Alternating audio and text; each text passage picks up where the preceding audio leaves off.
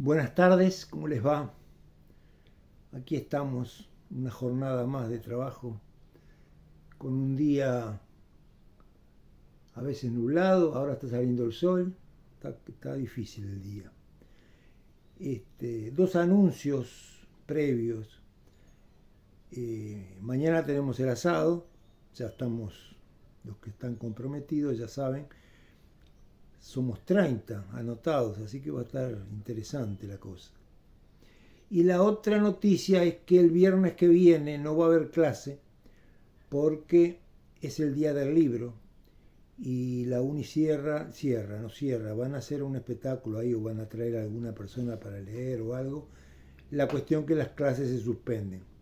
Así que la semana que viene no vamos a tener ni clase presencial ni video. ¿Tá? Bueno, lo de hoy es una clase bien para tangueros, porque vamos a hablar concretamente de un periodo del tango. Ustedes saben que ahí tengo uno que anda cortando el pasto que bastante me hace sonido de fondo. El tango tiene dos grandes periodos, o se divide en dos grandes periodos, la Guardia Vieja y la Guardia Nueva. Ya hemos hablado en distintas, no sé, ustedes se acuerdan que hemos hecho las diferenciaciones de los dos periodos. Hoy concretamente vamos a hablar de la Guardia Vieja, pero no vamos a hacer un resumen de la Guardia Vieja, simplemente vamos a hablar de los cortes del tango durante la Guardia Vieja. ¿Y a qué me refiero con esto de los cortes? Y que no toda la Guardia Vieja fue igual y en la medida que fue evolucionando en el tiempo van a ir mejorando la calidad de los intérpretes y fundamentalmente la instrumentación del tango. O sea que yo hice 5 grandes cortes o 5 grandes periodos.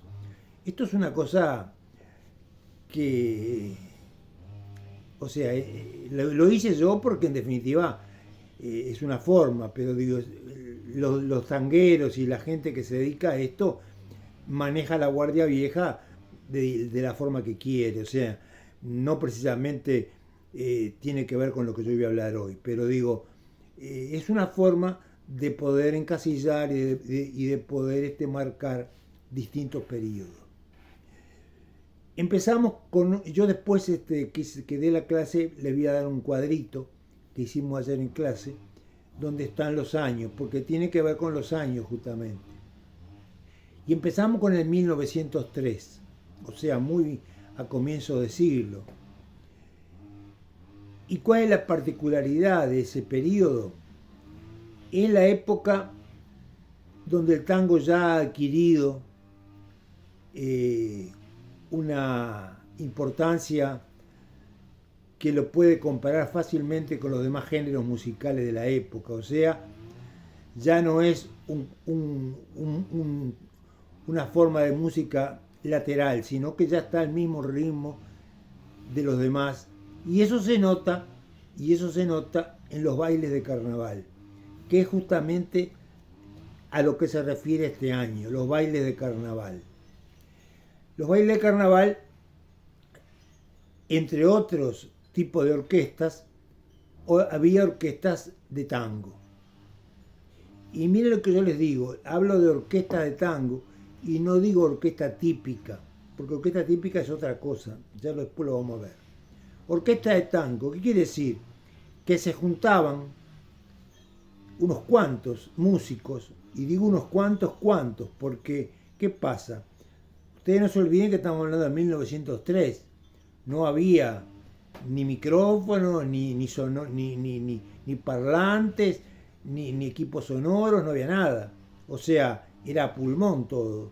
Entonces, si ustedes están amenizando un baile donde hay 1000 personas o 500 personas, tienen que hacer sonar los instrumentos a todo volumen para que la gente escuche y pueda seguir el ritmo.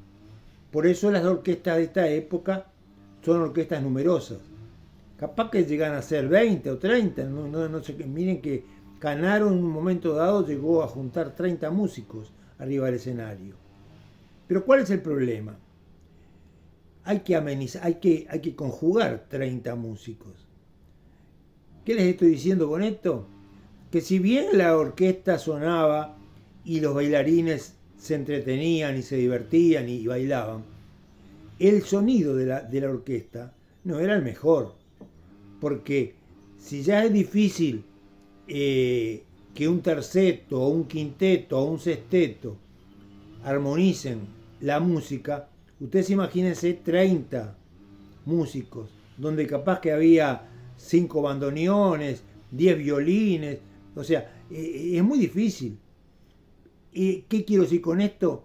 Y que seguramente la música, esto no lo viví yo, no hay registro, pero yo me lo supongo, que la música que sonaba, y como venía en el barullo y tanto ruido y tanta cosa, nadie se va a poner a pensar si está sonando bien o está sonando mal, si hay uno que está desafinando o no está desafinando. O sea, eso es lo que pasa cuando son los grandes bailes, donde no hay una persona que se para a observar la orquesta, sino que al contrario, lo que les interesa es bailar y entretenerse.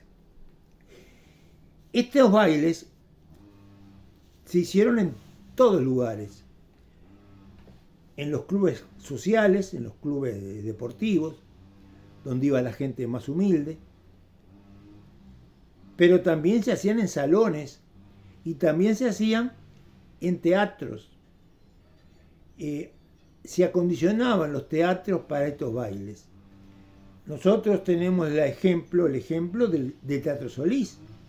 En aquella época el Teatro Solís llegó a servir de baile, de pista de baile, en la época de los carnavales. Y como les hablo del Solís, les hablo del Hotel Carrasco, les hablo del hotel, del Parque Hotel, les hablo de los grandes centros donde se reunía la gente. Pero ¿cuál es la diferencia entre el baile en el club social y en un hotel o en un teatro? Bueno, la diferencia está en el precio, en el costo de las entradas. Por eso yo decía que a los bailes populares, a los bailes de clubes, iba la gente más pobre, o por lo menos la más humilde. Y la gente de más dinero iba a estos otros lugares que les permitía pagarse la entrada más cara.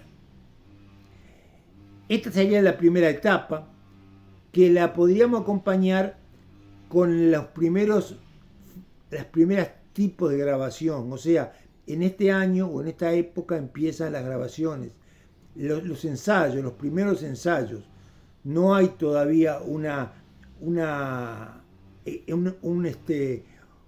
compañía discográfica que se dedique justamente a grabar, sino que lo que se está haciendo es ensayando. Ahora sí, y esto teniendo esto como base, vamos al segundo periodo o al segundo corte. Y el segundo corte tiene que ver justamente con las grabaciones. O sea, es la época en que se empiezan a grabar la música. No solamente el tango suena más, pero se empieza a grabar. ¿Y qué significa que se empieza a grabar? Significa que se necesitan orquestas, pero orquestas bien afinadas, orquestas bien afiatadas. O sea, no es lo mismo escuchar una orquesta en un baile que escuchar una orquesta en un disco. Ustedes al disco le están prestando atención y están conscientes de que si la música sale bien o sale mal, si hay fallas o no hay fallas. En un baile no se nota eso. Entonces, este segundo corte o este segundo periodo tiene un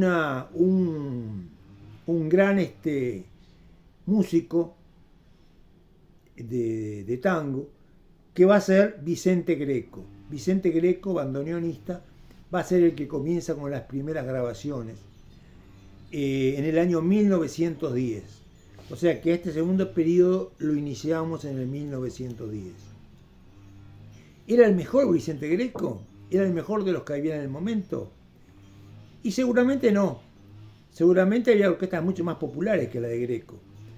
Pero ¿qué pasa? No es lo mismo lo que yo les decía. No es lo mismo ir a grabar en un salón de grabación donde están atentos a todos los detalles que orquestas que no tengan esa afinación. O sea, ¿cuál es la base? Y la base es que hay que tener cierta calidad musical.